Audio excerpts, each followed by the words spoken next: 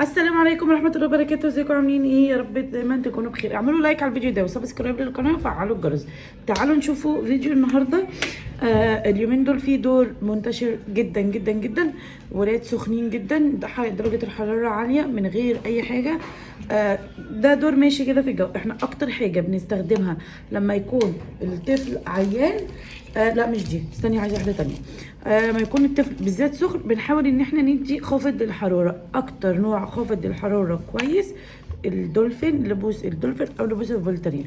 انا بالنسبه لي الدولفين ده ممتاز ممتاز، حلو جدا، خافض للحراره ومسكن للالام، رهيب رهيب رهيب.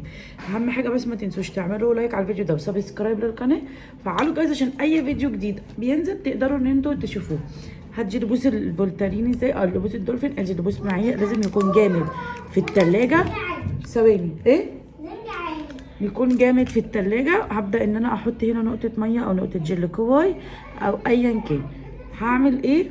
انا عايزة انزلكم فيديوهات عملي بس للأسف في مشكله كده في القناه، فهحاول ان انا احلها وبعد كده انزل لكم الفيديوهات. هنعمل تمويه، هنعمل اي حاجه بس عشان خاطر ما يبقاش غلط على القناه.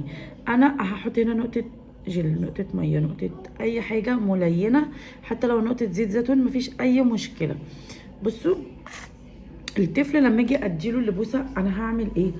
انا هيكون الطفل هحطه بين رجليا وهيكون ايدي دي كده، والاليا بتكون واضحه جدا جدا جدا. مفيش مشكله معايا. فيديوهات اللبوس سهله وبسيطه مفيهاش حاجه بنديله. ببدا ان انا بايديا دي افتح الاليا كده بالراحه خالص، عشان طبعا لازم افهم الطفل مفيش حد يعمل كده غير ماما، لازم تاخد ده عشان ما تتعبش، لازم افهمها الحاجات دي كلها. ده افتح الاليا وهحط اللبوسه ورق وافضل ضغطه بايديا لمده دقيقه عشان اللبوسه ما تطلعش. بمعنى ايه؟ فتحه الشرجه هتكون كده. هبدا ان انا ادخل اللبوسه وهبدا ان انا كده اهو دخلت اللبوسه معايا خلاص. بس كده هفضل جوه لمده دقيقه. اعملوا لايك على الفيديو ده وسبسكرايب للقناه.